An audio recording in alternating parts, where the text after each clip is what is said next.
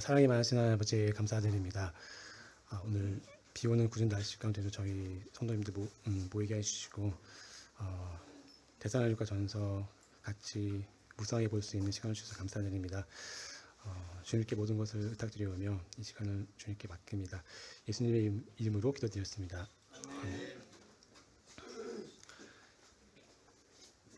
오늘 데살로니가 전서 1장부터 5장까지 전체 내용을 한번 요약해서 정리하는 시간을 가지려고 합니다. 지난 이제 5주간에 걸쳐서 한 장씩 공부를 쭉 해 왔었는데 오늘은 이제 총 정리하는 시간이라고 이렇게 생각해 주시면 될 것 같습니다. 제가 자료를 준비했는데 지금 이제 화면이 곧 나오겠죠? 네, 나오면 앞에 화면 보셔도 되고 이제 카톡방에 올라와 있는데요. 이제 거기 카톡방에서 보셔도 될 것 같습니다. 우선 이제 데살로니가 전서 1장부터 차례대로 한번 나가 보겠습니다. 이미 이제 한 달여 전에 시작한 내용들이라서 대략적인 내용들이 다 머릿속에 남아 있으실 텐데 이제 그런 기억들을 되살려서 한번 정리를 쭉 해나가는 시간을 가지면 될 것 같습니다. 일단 데살로니가 전서 1장은 제목은 잡아보자면 이상적인 교회라는 이제 주제를 가지고 있는데 이제 핵심적인 내용은 이 데살로니가 교회의 이 교회의 그 모범적인 그 신앙생활에 대해서 이 한 장 전체에서 다루고 있습니다. 네, 이제 자료가 나왔네요. 약간 이제 주요한 구절만 볼 거라서 이제 우선 이 3절부터 5절까지 한번 살펴보겠습니다. 너희의 믿음의 역사와 사랑의 수고와 우리 주 예수 그리스도에 대한 소망의 인내를 우리 하나님 아버지 앞에서 끊임없이 기억하미니 4절에 하나님의 사랑하심을 받은 형제들아 너희를 택하심을 아노라. 이는 우리 복음이 너희에게 말로만 이른 것이 아니라 또한 능력과 성령과 큰 확신으로 된 것임이라. 우리가 너희 가운데서 너희를 위하여 어떤 사람이 된 것은 너희가 아는 바와 같으니라. 방금 제가 읽어드린 이 말씀이 그 앞 3절에 보면은 이런 문구가 나옵니다. 믿음과 사랑과 소망이 나오는데요. 이 데살로니가 교회의 특징이 이 세 가지 특징으로 규정을 지을 수 있다라고 보여집니다. 특히 이 4절에 보면은 데살로니가 교회가 단순한 모임이 아니라 하나님의 선택된 공동체라고 언급이 되어 있습니다. 너희를 택하심을 안다라고 바울이 말씀하고 있죠. 그래서 이런 선택된 공동체의 특징은 믿음과 사랑과 소망의 모습이 나타나는데 이 믿음은 단순한 지식이 아니라 삶 속의 행위로 드러난다. 즉 믿음의 역사가 나타난다. 이렇게 바울이 말해주고 있고요. 또한 이제 사랑은 기꺼이 희생하며 섬기는 수고로 나타난다고 또 3절에 나와 있습니다. 또한 소망에 대해서는 그리스도의 재림을 기다리는 인내로 드러난다. 이런 모습들이 데살로니가 교회에 나타났다는 거죠. 그리고 이러한 모습들이 교회 안에 모범된 신앙의 모습을 보여주었다라고 말하고 있고요. 또 5절에 보면은 그렇기 때문에 이 성도들이 어려움 속에서도 흔들리지 않게 된다라고 그런 모습을 볼 수 있었다고 이렇게 말씀을 해주고 있습니다. 근데 여기에 이제 이 모범적인 교회의 특징 믿음과 사랑과 소망이 나와 있는데요.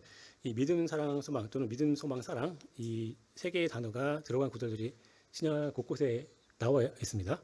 예를 들어서 지금 우리가 공부하는 데살로니가 전서 5장에도 나오는데요. 5장 8절에 보면은 우리는 낮에 속하였으니 근신하여 믿음과 사랑의 흉배를 붙이고 구원의 소망의 투구를 쓰자라는 표현이 지난주에 이제 우리가 공부를 했었죠. 거기 보면 이제 한 8절에 믿음과 사랑이라고 하는 흉배가 있고 또 구원의 소망이라고 하는 단어가 나옵니다. 그래서 거기 믿음, 사랑, 소망이 다시 한번 반복된 것을 볼 수가 있고요. 뿐만 아니라 잘 아시는 고린도전서 13장에 보면 또 사랑장에 나오잖아요. 13장 13절에 보면은 그런즉 믿음, 소망, 사랑 이 세 가지는 항상 있을 것인데 그 중에 제일은 사랑이라 라고 이게 말씀해 주셨습니다. 이 사랑장에 나오는 이 믿음, 소망, 사랑에 대해서 믿음에 대해서는 하나님과의 관계를 세우는 근거에 대해서 말씀한 것이라면 소망은 미래의 영광을 보게 해주신다라고 볼 수 있고요. 또 사랑은 그 모든 것 위에 가장 큰 덕목이라는 것을 말씀해 주셨습니다. 이러한 믿음, 소망, 사랑 나와 있고 이제 데살로니가 전서에는 순서가 좀 바뀌었는데 믿음, 사랑, 소망 이렇게 나와 있고요. 이러한 특징들이 교회 안에 또 하나님께서 선택하신 공동체 안에 특징적으로 나타나게 된다라는 것을 우리가 살펴볼 수 있다고 생각이 듭니다. 다음으로 넘어가서 6절부터 8절까지의 내용인데 여기에는 이 데살로니가 교회 성도들의 본에 대해서 또 그 증거에 대해서 말씀해주고 있는데요. 6절에 보니까 또 너희는 많은 환난 가운데서 성령의 기쁨으로 말씀을 받아 우리와 주를 본받는 자가 되었으니 그러므로 너희가 마게도냐와 아가야에 있는 모든 믿는 자의 본이 되었느니라 이렇게 말씀하고 있죠. 이 성도들의 본이 어떠하였냐면 고난 속에서도 말씀을 기쁨으로 받아들였다라고 말씀하고 있습니다. 그로 인해서 다른 교회의 본이 되었고요. 6절에 보면은 성도들은 말씀을 듣고 곧바로 삶에 적용한 것을 알 수가 있습니다. 그들은 고난 가운데서도 기쁨으로 감당했었고 또 7절에 따르면 이러한 그들의 태도가 주변에 있는 교회들에도 널리 알려지면서 본이 되었던 것을 또 그들의 간증이 널리 알려진 것을 우리가 알 수가 있습니다. 또 8절에 따르면은 이들의 이 간증과 복음 전파가 영향력을 끼치게 되었는데요. 데살로니가 성도들 그 주변의 그 지역들에 크게 퍼졌고 많은 이들이 이 복음을 듣고 영향을 받게 되었다라는 것을 이 바울의 이 편지를 통해서 알 수가 있습니다. 그만큼 데살로니가 교회의 그 신앙의 태도와 삶의 모습들이 모범이 되었다는 것을 알 수가 있겠고요. 이러한 것이 결국 1장에서 말하는 이상적인 교회의 모습을 데살로니가 교회를 통해서 보여주고 있는 것을 알 수가 있습니다. 다음 9절, 10절 보시면 성도들의 모범과 또 열정, 또 기대에 대해서 또 그런 기대 가운데서 우상을 버렸던 모습, 또 재림을 소망하면서 살아가는 그 모습에 대해서도 9절, 10절에 설명이 되어 있습니다. 9절에 보면 그들이 우리에 대하여 스스로 말하기를 우리가 어떻게 너희 가운데에 들어갔는지와 너희가 어떻게 우상을 버리고 하나님께로 돌아와 살아계시고 참되신 하나님을 섬기는지와 또 죽은 자들 가운데서 살리신 그의 아들이 하늘로부터 강림하실 것을 너희가 어떻게 기다리는지를 말하니 이는 장래의 노하심에서 우리를 건지시는 예수시니라라고 말씀해주고 있죠. 여기 보면 이제 9절 10절에 9절에 나오는 우상 숭배를 버리고 살아계신 주를 섬겼던 모습, 또 재림을 소망하는 모습에 대해서 설명이 되어 있습니다. 이 데살로니가 교회 성도들은 헛된 우상에서 돌이켰을 뿐만 아니라 살아계신 하나님만을 섬겼고 또 이 시선이 현재에만 머물러 있었던 것이 아니었던 것을 알 수가 있습니다. 장차 다시 오실 예수 그리스도 그분께 고정되어 있었던 것이죠. 그리고 또 중요한 것은 10절에서 바울은 이 환란을 거치지 않는 그 환란을 통과하지 않고 바로 휴거되는 모습 그것에 대해서 언급이 되어 있거든요. 그러니까 재림 전에 휴거가 있을 것이다. 환란을 거치지 않을 것이다. 물론 이제 그 데살로니가 교회에 대해서 말했다고 한다면 이것이 결국 교회에 대해서 말하는 것이고 교회가 환란을 거치지 않는다는 것은 이제 하고나는 그런 그 표현이 나와 있죠. 장래의 노하심에 대해서 말하면서 거기에서 우리를 건지시는 분이 예수님이라고 표현해 주고 있습니다. 즉 그 재림의 주님을 직접 맞이할 것이기 때문에 우리는 직접 휴거가 되어서 주님을 바로 만날 것이다라고 예언해 준 것인데요. 이것이야말로 고난 속에서 성도들이 받을 수 있는 가장 큰 위로가 되고 또 소망이 된다라는 것을 우리가 알 수가 있습니다. 그런데 우리가 하나 주목해 볼 것은 이렇게 큰 위로와 소망이 있는데도 불구하고 이러한 위로와 소망을 탱겨쳐 버리는 사람들이 있다는 것입니다. 이제 환란 통과를 지나가는 사람들이 있다는 말인데요. 지금 데살로니가 전서 1장 10절에 진노에서 건지심이라고 표현이 분명히 다 있잖아요. 그런데 이것을 어떻게 해석하냐에 따라서 이게 좀 달라지는 것 같아요. 그러니까 당연히 이걸 읽으면 교회가 이제 뭐 환난을 겪지 않는다고 생각해야 정상일 것 같은데 이제 다르게 해석하시는 분이 있다는 거죠. 진노에서 건지심을 최종적인 심판 즉 지옥 형벌로부터 구원받는 것으로 이제 오해를 하시는 분들이 있어서요. 이분들은 이제 7년 환난에서 건지는 거 아니고 영원한 심판에서 구원하는 것을 잘못 해석하는 분들이 있습니다.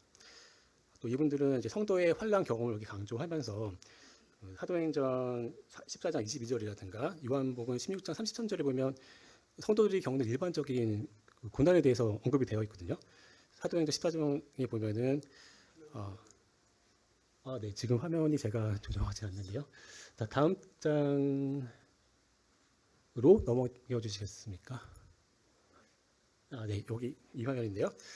예, 그 사도행전 14장에 보면은 우리가 하나님의 나라에 들어가려면 많은 환난을 겪어야 할 것이라는 표현이 나오거든요. 그런 부분도 있고요. 또 요한복음 16장 33절에도 세상에서는 너희가 환난을 당하나 담대하라. 내가 세상을 이겼노라. 라고 예수님이 말씀하시죠. 세상에서 환난 당할 거라고 하는 말씀들이 있어요. 네, 그런 이제 일반적인 환난의 모습들에 대해서 그걸 대환란에다가 적용시키면 안 되겠죠. 또 마태복음 24장 같은 경우에도 이 환난 통과론자들은 종말전 환난 속에서 교회가 인내해야 된다 이런 식으로 해석을 하는 이제 경향이 있습니다. 하지만 이제 이 마태복음 24장은 교회에 대한 이야기가 아니라 유대인의 그 대환란에 대해서 다루고 있는 것이고요. 유대인이 대환란을 통해서 인내 끝에 결국은 다시 돌아와서 예수 그리스도를 영접하게 될 것이라는 그런 측면에서 다루고 있는 부분인데 이제 잘못 해석을 하고 있는 거죠. 그렇다 보니까 이분들은 이제 되게 뭐 무천년설을 믿는 경향이 있어요. 그래서 상징적으로 해석을 하는 건데요. 요한계시록 20장에 나오는 그 천년이라는 천년 왕국이라는 그 기간에 대해서 이거를 문자적인 실제적인 천년이 아니라 이게 상징이다. 마치 예수님의 초림 후에 교회 시대 전체를 의미하는 어떤 상징적인 것으로 해석해 버립니다. 그러다 보니까 뭐 별도의 뭐 환란 기간도 필요 없고 휴거도 필요 없고 이렇게 되는 거죠. 그러면 당연히 지금 우리가 살펴보고 있는 본문인 데살로니가전서 1장 10절에 대해서도 진노에서 건지심 이거를 그냥 문자적으로 보고 대환란에서 면제의 약속으로 보는 게 아니라 그냥 뭐 개인적 아니면 영적인 차원에서 구원에 해당하는 것을 그렇게 잘못 해석을 하는 거죠. 그래서 우리가 우리 믿음은 잘 알고 있는데 다른 이제 믿음 가진 분들이 어떤 책에 있길래 그렇게 생각하든가 하여튼 살펴볼 필요가 있을 것 같아 갖고요.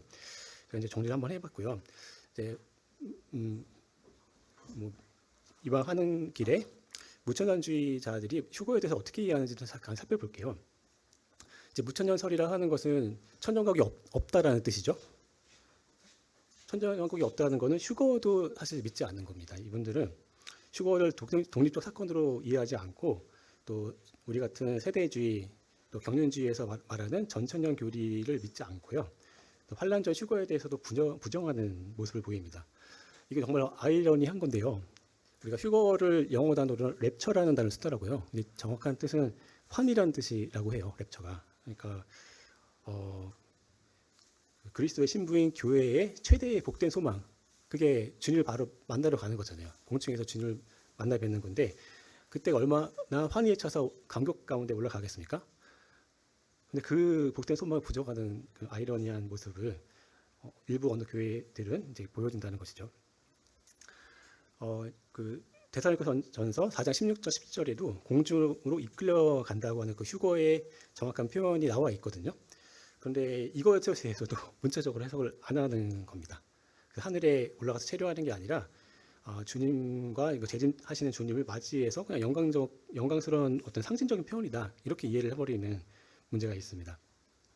그래서 이들은 어떻게 믿냐면 휴거는 그냥 재림의 순간에 일어나는 사건이고 재림, 부활, 심판, 뭐 새하늘과 땅까지도 그냥 동시에 한꺼번에 일어나는 거다. 이렇게 그냥 뭉뚱그려서 보는 거죠. 해석을 어떻게 이렇게 해석을 할 수 있을까 싶을 정도로 하는데요. 이제 네, 그래서 이런 식으로 해석을 해보다 보면은 문자적 이해가 안 되다 보니까 요한계시록 주석을 쓸 수가 없대요. 그래서 그 칼빈이라는 유명한 이제 신학자가 있는데 이분이 성경 66권 중에서 65권의 주석을 다 썼는데 마지막 요한계시록을 쓸 수가 없었대요. 해석이 안 되기 때문에 그 유명하신 분인데 주석서를 쓸 수 없는 그런 상황에 이르는 거죠. 네, 아무튼 이러한 문제가 생겼던 것은 결론적으로는 교회하고 이스라엘을 구분해야 되는데 이걸 구분하지 못해서 발생하는 오류라고 생각이 됩니다. 하지만 이제 그렇다고 해서 자비와 은혜가 충만하신 우리 주님께서 실제로 휴거 사건이 발생했을 때 무천년설을 신봉하고 있던 그 그리스도인들에 대해서는 너희들은 너희들의 믿음대로 될지어다 이러실까요? 그래서 휴거가 안 일어날까요, 그분들한테는? 그건 좀 개인적인 의견입니다만은 아마도 그렇지는 않지 않을까, 이제 이런 생각을 해봅니다. 이제 교계 안에 이제 구원 받았음에도 불구하고 휴거라든가 이제 청정학을 문자적으로 인식하지 못하고 이제 믿지 못하는 분들도 많이 있겠죠. 이제 하지만 이제 그분들이 거듭난 그리스도인이 확실하다면 그들이 잘못 믿고 있다 할지라도 아마 이제 휴거나 천년왕국에 도래할 때 그들 또한 이제 우리와 같이 참여하게 되지 않을까라는 이제 개인적인 생각을 갖는데요. 이제 그렇다고 해서 이 개혁주의라든가 이런 쪽에 계신 분들이 이 전천년 교리를 다 안 믿는 건 아니에요. 예를 들어서 이제 존 메가더라는 목사님이 있는데요. 이분이 아마 이분 성도님도 한번 들어보셨을 수도 있는데 유명하신 분이라. 근데 이분이 지난 7월 14일 날 86세를 일기로 이제 소추천하셨다고 하더라고요. 유명하셨던 분인데 이분은 이제 칼빈주의적 개혁교회에 속하신 분임에도 불구하고 휴거도 믿었고 전천년 그 교리를 따르셨던 분이에요. 되게 유명하신 분이고 이제 뭐 설교도 되게 잘하시는 분인데 어쨌든 이제 뭐 장로교나 개혁주의에 있어도 휴거를 믿으신 분도 있어요. 그래서 이제 우리가 이제 세대주의에 있다고 해서 다른 쪽에 어떻게 생각하는지 또 모르면은 뭐 이제 이해하기 힘드니까 이제 소개를 해드렸습니다. 다음 이제 2장으로 넘어가겠습니다. 2장에서는 사형경적 돌봄에 대해서 또 목회자의 자세에 대해서 말씀을 하고 있습니다. 이제 핵심적인 주제는 바울이 보여준 그 사역에서의 모델에 대해서 보여주고 있고 네 가지의 관점에서 살펴볼 수 있습니다. 바울이 보여준 목회의 모습은 먼저 청지기의 모습이 있었고 또 어머니의 모습, 또 아버지의 모습과 형제의 모습 이렇게 네 가지 모습으로 살펴볼 수 있는데 1절부터 20절까지 이렇게 나옵니다. 먼저 6절까지 보면 충성된 청지기로서의 바울의 사역의 모델이 나옵니다. 여기서는 이제 청지기로서 하나님을 기쁘시기 위해서 이렇게 충성된 모습을 보였던 바울의 모습을 살펴볼 수가 있습니다. 바울은 빌립보에서 고난을 겪고도 담대하게 복음을 전했고요. 또 이때 뭐 간사함이나 부정으로 한 것도 아니고 뭐 속임수를 쓴 것도 아니었고 또 5절에 보면은 아첨하는 말이나 탐심으로 하지 않았다 이렇게 고백을 하고 있습니다. 회심자를 얻기 위해서 어떤 불순한 동기로 한 것이 아니라 순수하게 하나님만을 기쁘시게 하기 위해서 이 복음을 전했던 것을 볼 수가 있고 이러한 모습으로 그 충성된 청지기의 모습으로 그런 사역했던 모습이 하나의 모델로 나와 있고 목회자의 자세로 나와 있습니다. 또 두 번째는 7, 8절에 나오는 어머니의 모습인데요. 마치 이제 유순한 어머니처럼 나오는데 7절에 보면은 유모가 자기 자녀를 기른 것처럼 그렇게 했고 또 유순한 자처럼 하였고 또 너희를 사모했다 사랑하는 그 어머니처럼 그렇게 돌봤다는 것을 알 수가 있습니다. 물론 이것이 목숨까지도 너희에게 주길 기뻐했다라고 하는 그 모습을 보여주었고요. 이 사랑으로 향했던 것이죠. 그래서 성도들을 어머니처럼 7절에 보면 어머니처럼 부드럽게 돌봤고 또 8절에는 자기 자신의 생명을 줄 만큼 깊이 사랑했던 그 자세로 사역했던 것을 볼 수가 있습니다. 또 세 번째 모습은 아버지의 모습인데 그 마치 염려하는 아버지 있죠. 자녀들을 다 키워보셨거나 이제 처녀이신 분들은 이제 키우실 예정이실 텐데 아이를 낳으면은 이 권면과 교육을 통해서 9절에서 11절까지 바울이 사역을 하면서 이 성도들에 대해서 어떻게 아버지의 모습을 보였는가를 볼 수가 있습니다. 그 11절에 보니까 너희 각 사람에게 아버지가 자기 자녀에게 하듯 권면하고 위로하고 경계했다라고 나오죠. 염려하는 아버지들이 자녀들에 대해서 어떻게 아이를 잘 키워야 될까 이렇게 생각을 하게 될 텐데요. 저 또한 이제 아이가 있어서 이제 초등학생 아이를 키우는 아버지 입장에 있는데 어떻게 저 또한 이제 그 아이에게 권면할까, 어떻게 하면 좀 잘 이끌까, 어떻게 교육해야지 잘하는 걸까. 아버지로서 늘 고민이 있습니다. 자칫하면 이제 잘못 나갈까봐 하는데 뭐 잘 하는 것 같으면서도 이제 잘못 나가는 것 같기도 하고 막 헷갈려요. 저는 이제 어려운데 저희 자매와 항상 고민하는데요. 뭐 이제 자녀를 이미 다 키우셨거나 또 현재 키우시는 성도님들께서는 당연히 다 같은 경험을 하고 계시리라고 생각을 합니다. 이런 이제 고민을 하셨던 것처럼 바울도 똑같이 고민을 했겠죠. 데살로니가 교회 성도님들에 대해서 이런 아버지의 마음을 품고 어떻게 권면할지 또 어떻게 잘못 나갔을 때 어떻게 또 뭐 책망 내지는 뭐 경계를 해야 되잖아요. 바른 길로 이끌어야 되니까. 그래서 이 바울이 했던 그 모습들을 생각해 보면 우리도 쉽게 염려하는 아버지의 모습을 떠올릴 수가 있고 또 바울의 사역이 어떤 모습이었을지를 생각해 볼 수 있다고 생각이 듭니다. 또 마지막 모습은 형제의 모습인데요. 그냥 형제가 아니라 사랑하는 형제처럼 또 가족으로 연합하는 모습을 보여주었습니다.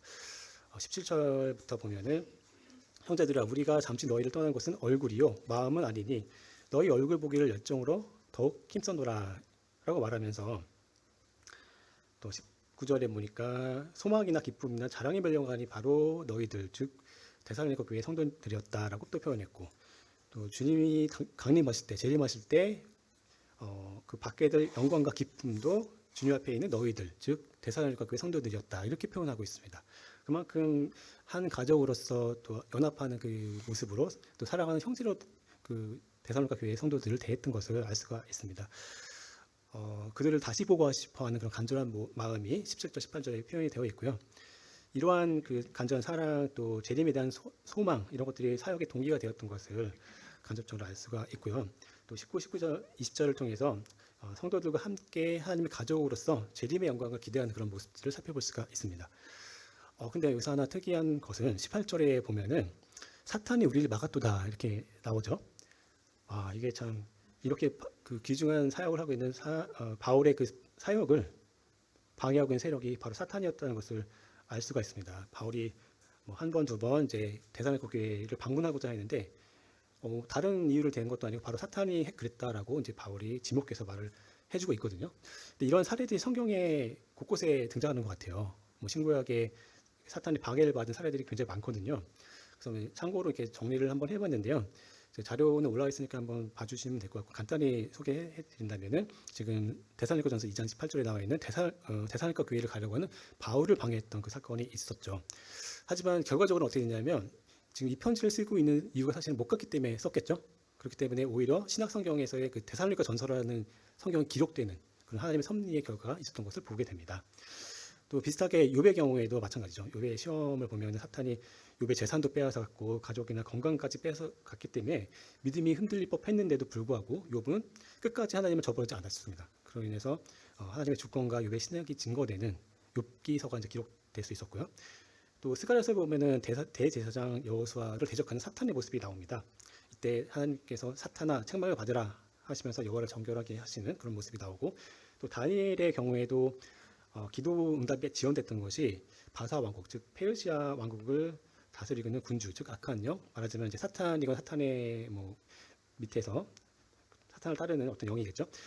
그래서 21일 동안 막았던 사건이 있었고요. 이때 미가엘 천사가 도와가지고 하나님께서 응답을 하게 하셨던 그 사건이 있었습니다. 또 베드로의 경우에도 잘 아시는 대로 사탄이 너희를 밀가부르듯 하려고 요구했다라고 예수님께서 말씀하실 정도로 바로 이제 사탄이 베드로를 이제 시험하고 괴롭혔던 것을 알 수가 있습니다. 심지어는 예수님조차도 시험을 받으셨죠. 광야에서 3번의 사탄의 그 방해와 시험을 겪으신 후에 그다음에 사탄의 권세를 물리치기 위해서 사역의 시작을 알리셨던 그런 사건이 있었고 또 마지막 바울의 사탄의 가시도 잘 아실 것입니다. 지금 제가 7개 정도를 예시를 찾아봤는데요. 여기 포함되지는 않지만 이제 하나 더 찾아본다면 바울이 로마로 가려고 할 때도 사실 그런 사건이 있었어요. 그때 거기에는 이제 로마서 1장 13절에 로마로 여러 번 가려고 그랬는데 길이 막혔다라고만 되어 있고 거기에 사탄이 방했다라는 표현까지 나오지는 않습니다. 어쨌든 지금 데살로니가전서 2장 18절에서 유추해 본다면 데살로니가 교회를 가려고 하는데 그걸 사탄이 방했다고 했다면 로마로 갈 때도 비슷하지 않았을까 이렇게 유추를 할 수 있을 것 같습니다. 어쨌든 이런 그 사탄은 방해하지만 결과적으로 하나님께서 섭리를 통해서 그 악한 상황이 은혜의 상황으로 바뀌고 또 격려의 상황으로 바뀌는 그런 모습들을 결과적으로 다 볼 수가 있는 것 같습니다. 다음 3장으로 넘어가 보겠습니다. 3장에서는 이상적인 양육에 대해서 말씀을 하고 있고요. 핵심 주제는 믿음을 굳게 세우는 양육이 되겠습니다. 1, 2절에 보면은 이러므로 우리가 참다 못하여 우리만 아담의 머무기를 좁게 생각하고 우리 형제 곧 그리스도의 복음을 전하는 하나님의 일꾼이 디모데를 보내노니 이는 너희를 굳건하게 하고 너희 믿음에 대하여 위로함으로 라고 표현이 되어 있죠. 지금 데살로니가 교회에 지금 바울이 있는 게 아니고 고린도 교회에서 지금 편지를 쓰고 있는 거예요.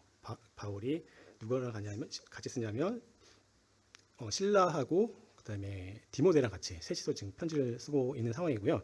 그래서 여기 이제 우리라고 했던 표현은 그래서 나온 거고, 그래서 이제 그 디모데를 파송해서 데살로니가 교회를 이제 격려하고자 했던 그 모습이 나오는 거죠.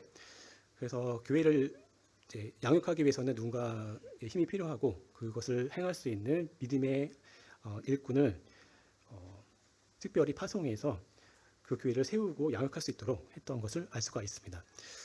그런데 여기 보면 1절에 이제 우리라고 했기 때문에 바울과 실라가 아테네에 남고 디모데만 보내졌냐, 뭐 이렇게 해석을 할 수도 있는데, 이게 좀 애매한 것 같아요. 제가 좀 여기서 좀 약간 헷갈림이 있어서 이거 좀 정리를 해야 되겠다고 생각한 게, 2절에 보면은 디모데를 보낸다고 했는데 6절에 가면 디모데가 또 데살로니가 성도들을 만나고 왔대요. 그럼 이 시점이 도대체 어떻게 뒤죽박죽인가, 어떻게 된 건가 좀 어렵다. 그래서 정리를 안 할 수가 없었는데요. 이제 정리를 해보니까 다음 장에 가주시면은 이제 순서가 이렇게 되는 것 같습니다. 우선은 이제 데살로니가에서 어떤 일이 있었냐면은 사도행전 17장에 보면은 바울, 실라, 디모데가 복음 전도를 했어요. 이 데살로니가 지역에서. 그래서 교회가 세워졌고 데살로니가 교회가 이제 성장하고 있었는데, 이때 유대인들이 박해했기 때문에 바울, 실라, 디모데가 이제 떠날 수밖에 없었고 베레아라는 지역에 가게 됐고요. 거기서 이제 복음을 전했지만 다시 또 박해가 있어서 바울이 급히 아덴으로 이제 피신을 했고 실라와 디모데는 남은 거죠. 그리고 이제 바울이 성도들의 인도를 통해서 아덴으로 갔는데 이때 이제 실라와 디모데가 없으니까 빨리 와라라고 지시하는 내용이 사도행전 17장 14절에 나옵니다. 14절 15절에. 그리고 나서 이제 시점이 지금 우리가 살펴보는 데살로니가전서 3장 1절에서 2절이거든요. 근데 여기서 바울이 뭐라고 하냐면 아덴에 홀로 있으면서 디모데를 데살로니가로 보내는 내용이 나와요. 근데 이제 여기 홀로라고 제가 표현을 했는데 우리 성경 개역개정 성경에는 홀로라는 표현이 안 들어 있는데요. 여기 이제 그 영어 성경 일부하고 그다음에 그 원어를 찾아보니까 단어가 모노라는 단어예요. 모노가 원래 뭐 멀티 모노 뭐 이런 거 있잖아요. 이게 하나라는 뜻이잖아요. 홀로 남겨졌다는 표현이 들어 있어요. 오늘 보니까. 그래서 이제 아마 이제 이때 셋이 만난 게 아니라 바울 혼자 있었던 거라고 추정이 되는 것 같습니다. 여기 이제 약간의 고민이 필요한데 누가 이제 더 정리를 잘 하실 수 있는 분이 해주시면 좋은데, 저는 이 정도까지 파악이 됐고요. 어쨌든 이제 그 디모데를 파송한 거는 이때 이제 실라와 디모데가 온 건 아니고요. 이때 디모데를 데살로니가에 보낸 것 같아요. 다시 오라고는 했었는데 온 게 아니라 그냥 데살로니가를 갔고 거기 가서 성도들의 믿음을 견고히 했고 그 모습들을 다 보고서 다시 돌아와서 고린도에서 이제 소식을 접하게 된 거죠. 그리고 디모데와 실라는 그 마케도니아에 있다가 고린도로 내려왔고 이때 이제 만나게 됩니다. 그래서 셋이 만나서 데살로니가 교인 성도들이 그렇게 잘 지내고 있고 모범적인 신앙생활을 하고 있구나 하고 너무 기뻐하면서 이 데살로니가 전서를 이제 편지를 써서 보낸 거죠. 이런 이제 순서로 된 거라고 이제 파악이 됐고요. 그래서 아마도 이제 좀 논란이 있을 수 있지만 이 앞에서 다시 앞장 잠깐만 봐주시면은 우리 형제 곧 그리스도의 복음을 전하는 하나님의 일꾼을 디모데에 보내노니 했는데 이게 앞장에서 다시 잠깐 봐주실 수 있을까요? 네, 앞장에 가면은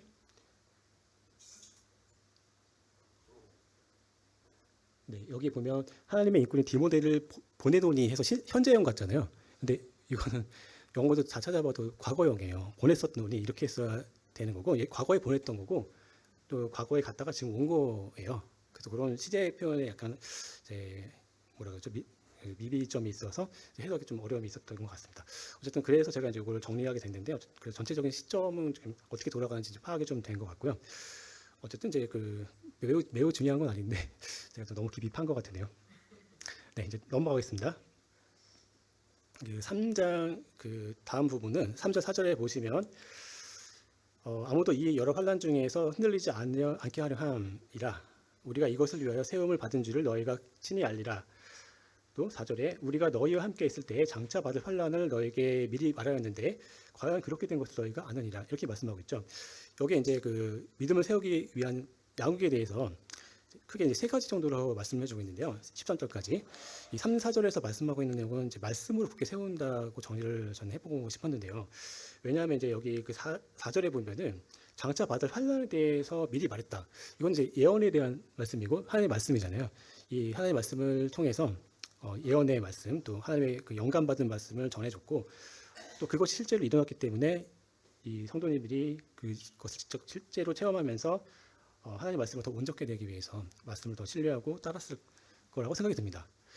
그래서 이 하나님의 말씀, 즉 모든 성경은 하나님의 감동으로 된 것으로 교훈과 책망과 바르게 함과 의로 교육하게 유익하니 이는 하나님의 사람으로 온전케 하며 모든 선한 일을 행한 능력을 갖추게 하려 함이라. 디모데후서 3장 16절 17절 말씀이죠. 너무나 잘 알고 계신 말씀인데, 여기 나왔듯이 이러한 이제 말씀은 설득, 즉 그 교훈이나 교리, 또 책망함, 강력하게 준용하는 거죠. 또 해석, 교정 이런 것들은 바르게 하는 것이라 보고 전파 양육까지 포함해서 이 모든 것들이 이제 하나님의 말씀을 통해서 됐다, 말씀을 통해서 양육했다라고 생각을 해보았습니다. 그 다음 구절 6에서 10절까지는 기도를 통해서 이제 양육을 했는데, 보면은 그 기도를 하기 전에 이 염려가 또 나와 있어요. 얼마나 또 간절히 보고 싶어 하면서 6절에 보면 믿음과 사랑의 깊은 소식을 또 전하고 또 간절히 보고자 하였고, 이런 모습이 나오고요. 또 이 모든 궁핍함과 환난 가운데서도 믿음으로 말미암아서 또 위로를 받았다라고 말을 하고 있습니다.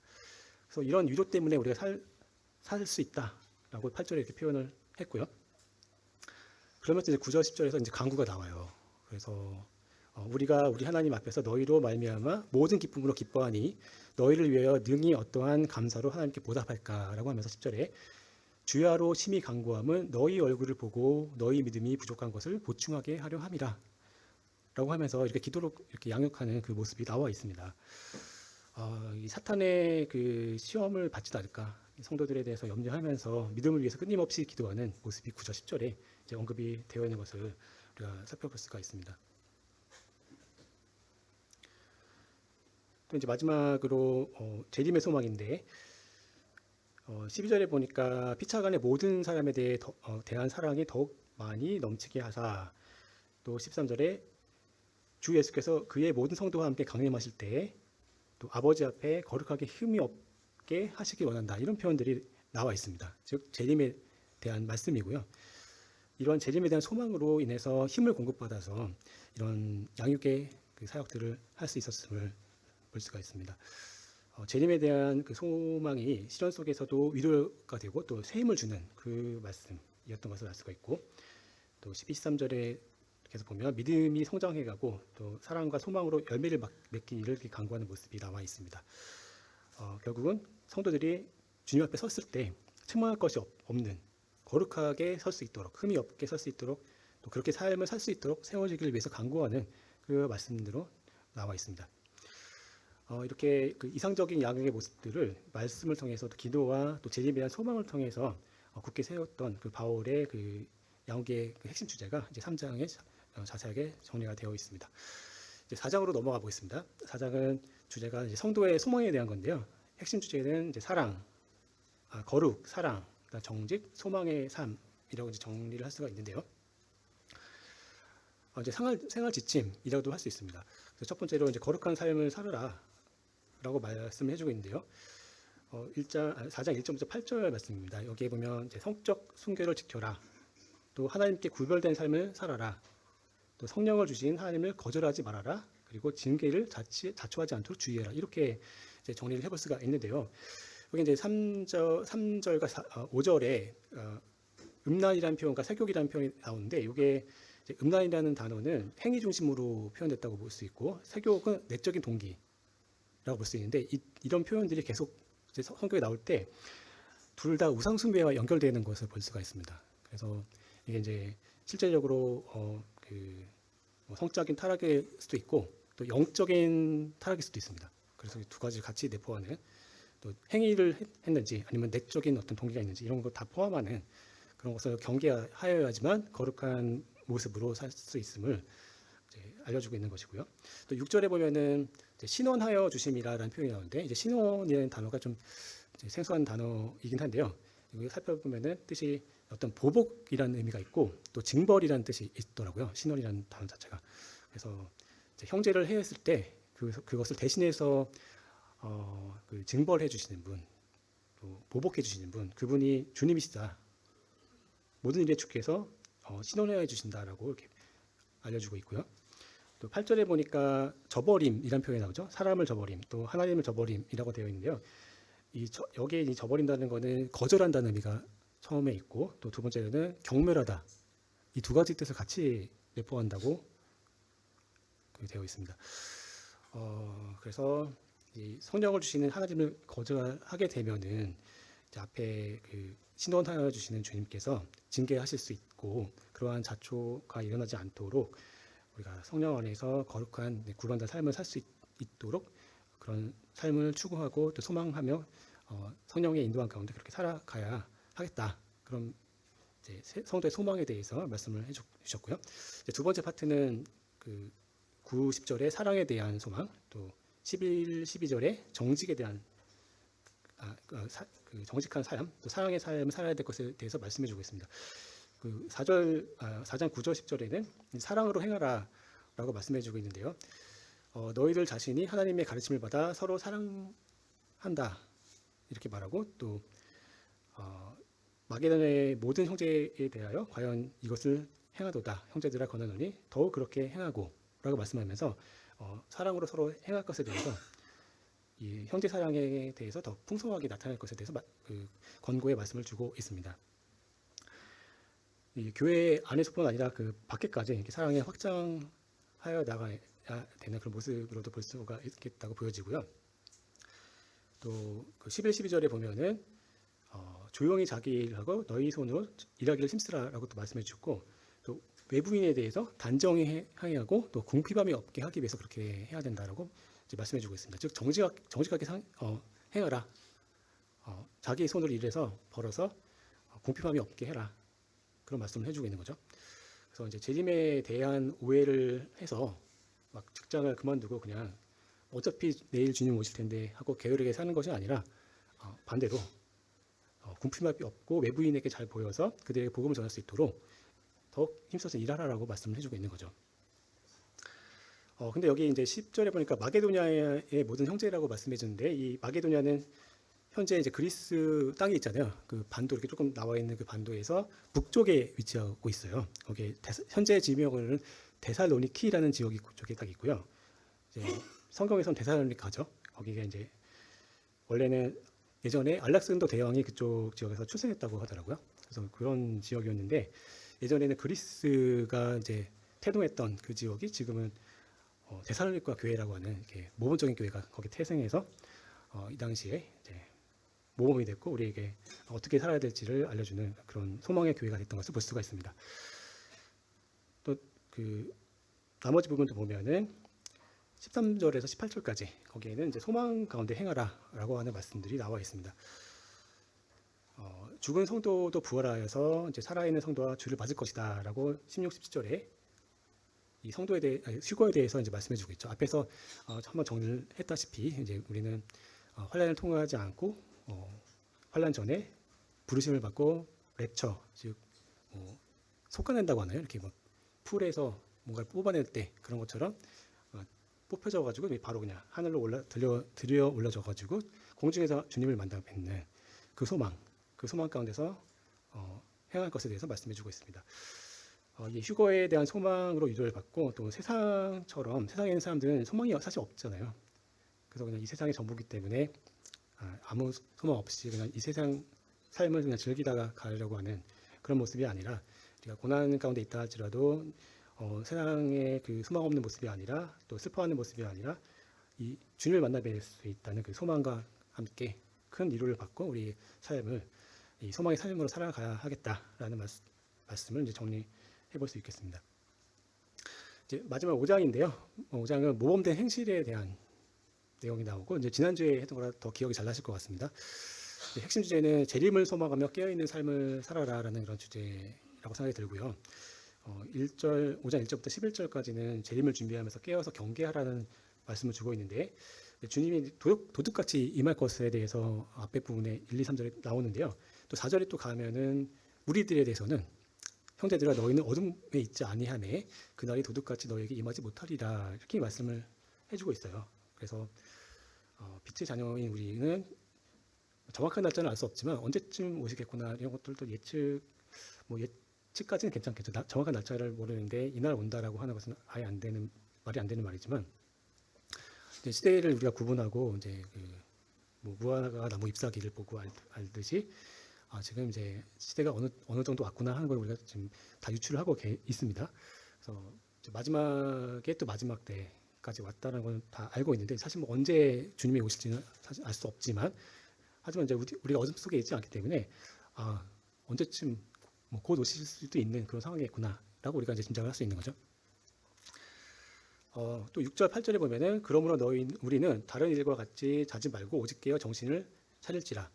자는 자들은 밤에 자고 취한 자들은 밤에 취하되 우리는 낮에 속하였으니 정신을 차리고 믿음과 사랑에 호심경을 붙이고 구원의 소망을 투구를 쓰자. 이렇게 말씀하고 있습니다. 여기에 이제 8절에 아까 말씀드렸던 대로 믿음과 사랑 또 소망이 나오죠. 그래서 이 세 개 단어가 같이 한 절에 포함되어 있고요. 우리는 이렇게 술 취하지 말고 근신하는 마음을 갖고 믿음, 사랑, 소망의 그 무장을 통해서 주님의 오실 그 재림의 소망을 가지고 계속 깨어 있는 삶을 살아야 하겠습니다. 또 11절에 가니까 피차 권면하고 서로 덕을 세우기를 너희가 하는 것 같이 하라라고 말씀하면서 우리 삶의 모습을 어떻게 가져가야 될지를 계속 권면해 주고 있습니다. 다음에 12에서 15절을 살펴볼 텐데 12, 13절은 지도자들에 대해서 존경을 표할 것에 대해서 그런 말씀이 나오고 또 14, 15절은 서로 간에 돌볼 것에 대해서 말씀해 주고 있습니다. 우리가 재림을 소망하면서 사는 모습이 어떤 삶이어야 되는가 하는 것들을 이렇게 자세하게 설명해 주고 있는 겁니다. 교회의 그 지도자들을 존중해야 되고 또 사랑을 섬겨야 할 것에 대해서 말씀해 주고 있고 또 리더십을 가지신 분들은 또 명령하는 것이 아니라 먼저 모범을 보여주고 봉사함으로써 세워질 수 있도록 그렇게 서로 간에 존중하고 서로 간에 격려하는 그런 모습이 필요하다고 생각이 들고요. 또 규모 없는 자들에 대한 경고가 나옵니다. 또 마음이 약한 자들에 대해서 격려가 필요하고 힘이 없는 자들을 도와줄 것에 대해서 14절에 말씀을 해주고 있습니다. 특히 이제 모든 사람에게 오래 참으라라는 말씀이 14절 끝에 나와 있고요. 또 15절에 보면은 우리가 어떻게 서로 간에 대해야 될까? 악으로 악을 갚지 말고 서로에게 대하든지 모든 사람에게 대하든지 항상 선을 따라서 해라. 즉 공동체가 역할을 나누고 동방자로서의 그런 의식을 가지고 같이 성장해가는 그런 이상적인 모습, 그런 모범된 행실에 대해서 바울이 언급해 주고 있습니다. 이제 거의 끝에 왔는데요. 이제 16, 17, 18절은 우리가 너무나 잘 아는 말씀입니다. 항상 기뻐하라, 쉬지 말고 기도하라, 범사에 감사하라. 이것이 그리스도 예수 안에서 너희를 향하신 하나님의 뜻이니라. 이렇게 명확하게 하나님의 뜻을 알려주고 있는 구절이 또 어디 많이 있겠지만 이렇게까지 자세하게 나와 있는 구절은 많이 없죠. 그래서 우리가 구체적인 하나님의 뜻을 직접적으로 알 수 있는 너무 명쾌한 구절이라고 생각이 들고요. 우리가 이제 항상 기뻐하는 것은 이 말씀이 나온 거는 우리가 항상 좋은 상태에 또 즐겁고 우리가 기뻐할 수 있는 그런 상황만 있는 것은 아니기 때문에 인생의 여러 고난과 역경 속에서도 앞에서 계속 봤다시피 이 5장에서도 핵심 주제가 나와 있듯이 재림을 소망하는 삶을 살고 있는 거잖아요. 그렇기 때문에 우리가 항상 기뻐할 수 있는 것이고 또 쉬지 말고 기도하라는 것은 지난주에 박전 형제님께서 말씀해 주셨다시피 이거는 아예 멈추지 말고 그냥 기도만 해라 이런 뜻이 아니라 우리가 항상 주님과 깨어 있는 상태에서 영적으로 계속 소통하고 주님의 말씀을 통해서 깨닫고 또 그것에 대해서 기도하고 이렇게 끊어지지 않고 기도가 이어질 수 있도록 하라는 그런 의미라고 생각이 들고요. 또 범사에 감사라고 말씀을 해주시면서 우리가 어떤 태도를 가지고 주님을 소망하며 살아야 하는가 하는 것들을 이 데살로니가 전서를 통해서 배울 수가 있습니다. 이러한 이제 세 가지의 모습이 예수님께서 바라시는 우리를 향한 뜻이다, 하나님의 뜻이다라고 이렇게 선포를 한 거죠. 그래서 우리가 깊이 새기고 이 말씀 가운데 살 수 있도록 그것이야말로 이제 재림을 소망하는 그런 기뻐하는 삶이라고 생각이 듭니다. 그리고 그런 모습을 또 데살로니가 교회에서 모범으로 보여주었고 또 우리가 그것을 따라야 하겠다라고 생각을 해봤습니다. 이제 마지막 장입니다. 19에서 23절까지를 정리를 했는데 그 예배의 삶에서 분별하면서 성결을 유지할 것에 대해서 말씀하고 있습니다. 전체적으로는 분별이 필요하다. 또 성결한 그 삶을 지켜라. 이렇게 말씀해 주는데 19절에 보니까 성령을 소멸하지 말며 예언을 멸시하지 말고 범사에 헤아려 좋은 것을 취하고 악은 어떤 모양이라도 버려라. 이렇게 말씀해 주셨습니다. 여기에 보니까 예언을 소멸하지 말아야 된다고 말씀해 주셨고 또 모든 것을 분별해야 된다고 말씀해 주고 있습니다. 그래서 우리가 말씀을 통해서 살펴보면 쉽게 어느 것이 악인지 어떤 것이 선인지 구별할 수 있다고 생각이 들고요. 물론 이제 어려운 부분들이 있다면 그건 더 깊이 찾아봐야 되겠지만 우리가 웬만한 것들은 성경을 통해서 분명히 알 수가 있습니다.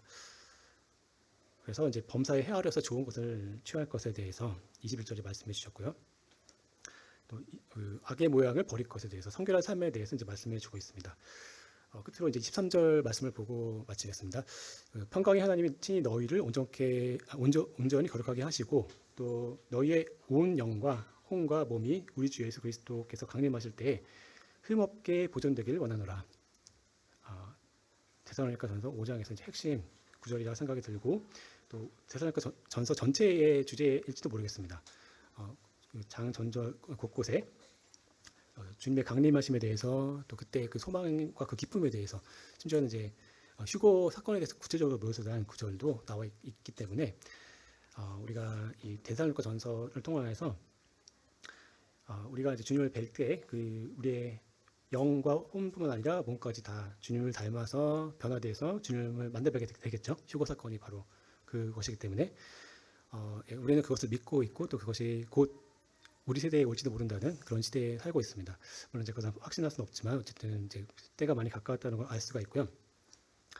그래서 우리가 주님 앞에 다 함께 올라가서 뵐 때 다 같이 흠없는 모습으로 이렇게 뵙고 주님과 함께 기뻐할 수 있는 그런 저와 성도 여러분들이 되셨으면 좋겠습니다. 그러면 이제 이상 요약을 마치겠고요. 기도하고 마치겠습니다. 존귀하신 하나님